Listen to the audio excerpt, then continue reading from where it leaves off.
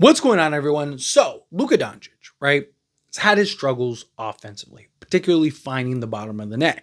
Now, it's not something that I was worried about, right? It's definitely something you got to keep an eye on. It's definitely something noteworthy, little concerning, but I don't think it was anything that's like, chicken little, the sky is falling yet, right?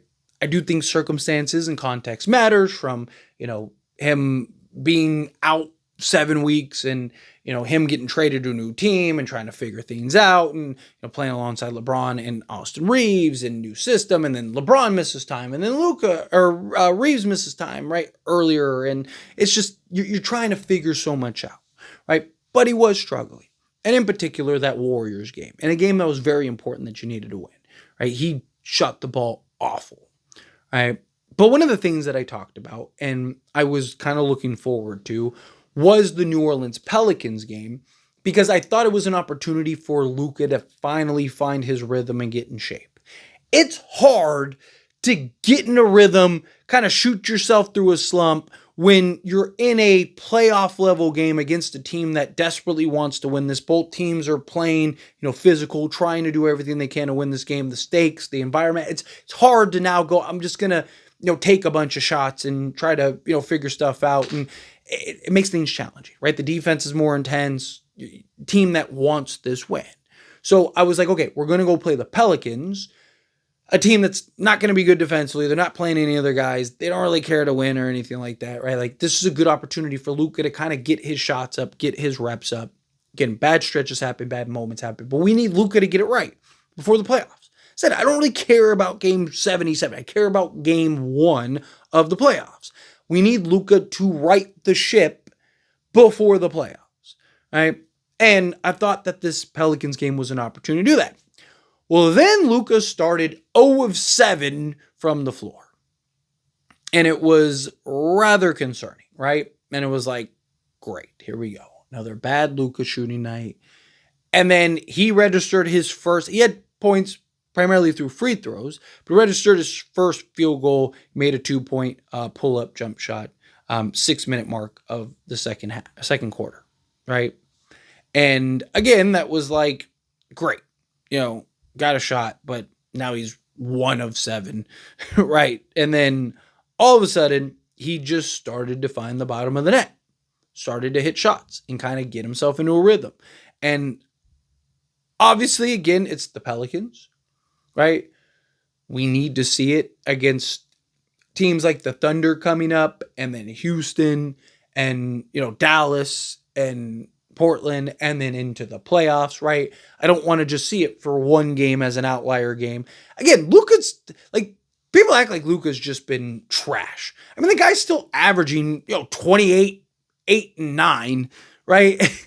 Even with this inconsistencies, but we do need him to be better offensively. We do need him more about the efficiency. That's the problem. Like he's still getting you 30, but he's doing it on like 20 free throw attempts and, 3 of 15 from the floor, right? Like that's the difference. Right? We need him to be more efficient. Like I said, he starts 0 of 7 and then he finished the game with 35 points and 10 of 21 from the floor. So he finished the game 10 of 14 from the floor after going 0 and 7. Pretty efficient to me, right? He also finished 4 of 10 from 3-point range, 40%.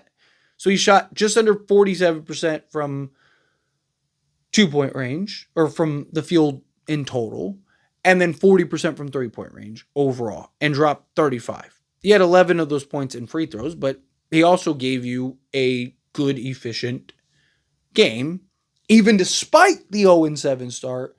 And if you kind of remove that from the equation from when he started hitting shots and figured some stuff out, was like elite scoring the basketball. Again, I want to be clear, it's the Pelicans. So, I don't want to put too much, like I don't want to undercut it, but I don't want to put too much into it. Can he replicate that against the Thunder? Bad shooting nights happen, inefficient nights happen, all that stuff. I mean, even some of the best scorers in the league aren't like 60% from the floor, right? We're just accustomed to LeBron going and getting you 30 on, a 12 of 15 shooting, like from the floor, because he's just so efficient. But it's the type of shots he plays and stuff like that, right? Like Luka's more about, getting, creating the contact, getting to his spots, hitting difficult shots and stuff like that, right? Like we need that. We need it in particular come playoff time. But like I maintain, I'm not worried about him in the playoffs yet, because the playoffs, particularly NBA playoffs, is just tailor made to Luka's style of play. Like game slows down, more half court oriented, mid range is more open because teams are making such an effort to like pack the paint and protect the rim, as well as close out hard on 3-point shooters. So it kind of puts Luka in a space to where he can kind of attack and be more efficient when he's in attack mode.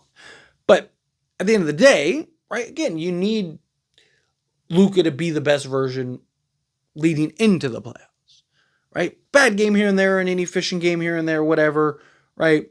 It happens. But I'm hopeful that this is a game and a stretch where he figures it out, right? LeBron had a struggle. Like, granted, again, context matters, circumstances happen, but he came back from injury and had his little struggles, and then he figured it out. And he's been shooting the ball well and, doing his thing, right? He even had a stretch earlier. I mean, he had a stretch where he's like 0 of 21 from 3. Remember, he had that stretch where he was just like taking like 9 threes a game. It was like 0 of 9 in every one of those games. And it's like, dude, why do you keep doing this? And he was trying to shoot himself out of a slump, right? That's why he was doing what he was doing. And, he had this stretch, and then he had that game where he was efficient and looked like LeBron. And he just didn't look back. And he's been good. He had games here and there or stretches here and there, sure. But like for the most part, he's been LeBron. What I'm hopeful with Luka, right? You had the bad stretch. You're working through it. Again, context, circumstances matter. Okay, fine. You have that Pelicans game. Is that game the game that we look at and go, all right, that was the game where Luka got back, got into a rhythm, got into a flow. That's my hope, right? And because we need it. We need that version of Luka. We need that 10 of 14 Luka. Right? Even the shooting in which he did, the 10 of 21, even that Luka, and 4 of 10 from 3, even that Luka is fine. Right? Give me 40% from 3 and just shy of 50% from the floor. Like, that's fine. I'll take that. But hopefully he can start turning around right in the ship here a little bit. But anyway, as always, this is a discussion. Pass a question on you. Let me know your thoughts and opinions down in the comments below. What do you feel? What are your thoughts? Excited for what you saw for Luka? Do you have your concerns? Do you have questions? Do you think, he'll be fine. He's got it. Figure it out. I trust him. I feel whatever your thoughts are. Either way, love to hear it. Let me know down in the comments below. That being said, if you haven't liked this video, hit that like button. Helps me out. So we enjoy these types of videos, and I truly appreciate it. Not subscribe channel, hit that subscribe button. Turn on the bell notifications. Appreciate y'all. See you in the next one.